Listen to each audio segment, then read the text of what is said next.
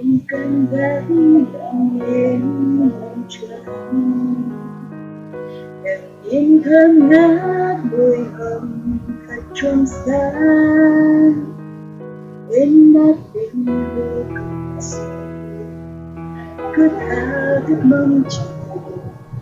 cơn xa.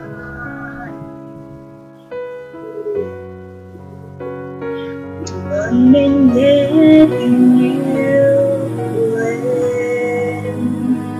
và ngày mai sẽ ngọt ngào những ước hẹn. Phải làm chi để hết buồn, chỉ vì quá nhớ thương, một cảm giác đã choáng váng đến như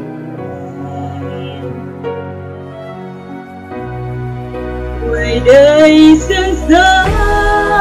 tôi lắng đôi vai ghé, giờ nơi ấy hình dung anh trốn nơi rất cần ai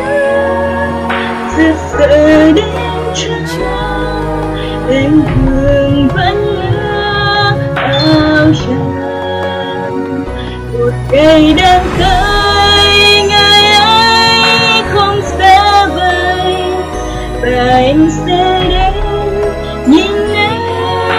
thấy mỏi thật anh về đi nhé